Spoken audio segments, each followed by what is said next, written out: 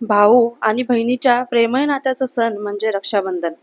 बहीण भावाचे नाते म्हणजे बालपणीतील त्या दंगा, मस्ती, खोड्या आठवतात. दोघांमधील नात्यांचा हा सण म्हणजे श्रावण महिन्यात येणाऱ्या पौर्णिमेला येतो. तो दिवस म्हणजे रक्षाबंधन. माझा भाऊ आम्हा बहिणींचा पाठीराखा. अवधूत चिंतन श्री गुरुदेव दत्त. श्री स्वामी समर्थ. नमस्कार, मी पूजा. आपल्या चॅनलवर तुम्हा सगळ्यांचं पुन्हा एकदा खूप खूप मनापासून स्वागत करते. तुमच्या सगळ्या इच्छा स्वामी महाराज लवकरात लवकर पूर्ण करत ही स्वामींच्या प्रार्थना करते. वाचा आपल्या व्हिडिओला सुरुवात करते. बघा, परवा आहे रक्षाबंधन, म्हणजेच 9 ऑगस्ट रोजी यावर्षी आलेलं आहे रक्षाबंधन. तर रक्षाबंधन कशा पद्धतीने साजरं करायचं, त्याच पद्धतीने औक्षण कशा पद्धतीने करायचं, बहिणीने भावाचं औक्षण कसं करायचं. बघा, हा सण म्हणजे बहीण व भावाच्या अतूट नात्याचा हा सण आहे. आणि हा सण प्रत्येक बहीण भाऊ या सणाच्या आतुरतेने वाट पाहत असतात. आणि तो सण म्हणजे रक्षाबंधन. रक्षाबंधनला आपण बहीण भाऊ बघा कुठेही असो, जगाच्या कुठल्याही कानाकोपऱ्यात असो, एकमेकांना भेटण्याचा प्रयत्न करत असतो.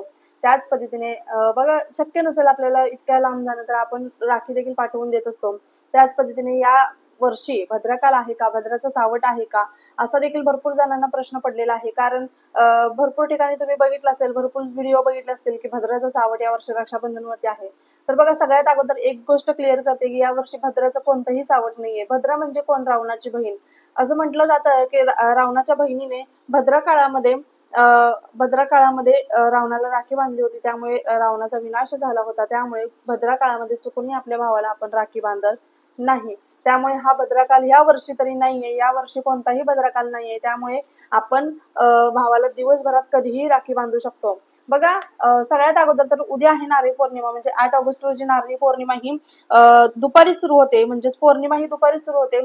पौर्णिमा म्हटले की अतिशय पवित्र दिवस. पौर्णिमा ही दुपारी म्हणजेच 8 तारखेला दुपारी 2 वाजून 13 मिनिटांनी सुरू होते व 9 तारखेला दुपारपर्यंत असणार आहे. ती म्हणजे 1 वाजून 25 मिनिटांपर्यंत असणार आहे. म्हणजे बघा, भरपूर लोक म्हणतील की आता उद्या रक्षाबंधन साजरं करायचं का, कारण उद्या दुपारीच पौर्णिमा सुरू होते.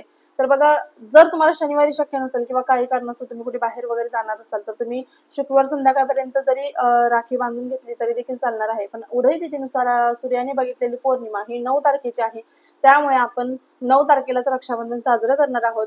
बघा, आता भद्रकाळ तर नाहीये 9 तारखेला, पण राहू काळ आहे. आणि दर दिवशी रोज 1.5 तासाचा राहू काळ असतो. शनिवारचा राहू काळ किती वाजता आहे तर बघा, 9 वाजून 10:30, 9 ते 10:30 अशा पद्धतीचा राहू काळ हा 1.5 तासच असणार आहे. त्यामुळे शनिवारी सकाळी 9 ते सकाळी 10:30 पर्यंत हा 1.5 तास तुम्हाला राखी बांधायची नाही.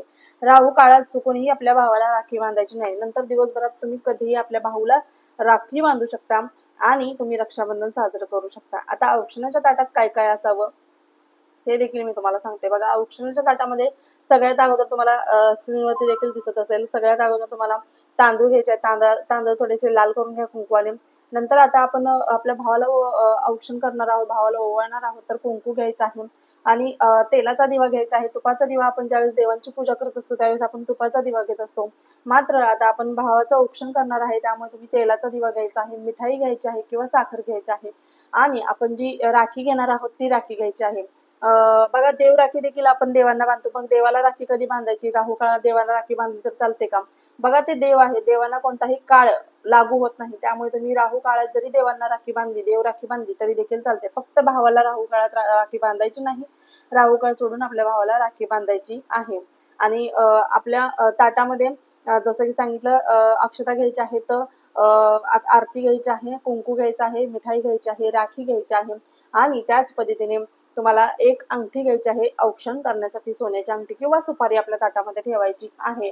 त्याच पद्धतीने भावाला औक्षण केल्यानंतर बघा, भावाचं औक्षण केल्यानंतर भावाला एक नारळाला कलावा बांधायचा आहे आणि तो नारळ भावाला देखील द्यायचा आहे. कारण बघा, भाऊ ज्याप्रमाणे आपलं रक्षण करण्याचं आपल्याला वचन देत असतो त्याच पद्धतीने आपण देखील भावाच्या पाठीशी खंबीर राहण्याचं वचन आपल्या भावाला द्यायचं आहे. भावाची रक्षा व्हावी, प्रत्येक संकटातून त्याला बाहेर निघता यावं यासाठी आपल्याला भावाला हा नारळ द्यायचा आहे. अशा पद्धतीने भावाचं औक्षण करायचं आहे. बघा, तुम्हाला समजलंच असेल, राहू काळ वगैरे सगळं समजलं असेलच. पण आता एक सगळ्यात महत्वाची म्हणजे बघा, एक गोष्ट, आपला जो काही राग, द्वेष जे काही आहे ते सगळं बाजूला सोडून द्या.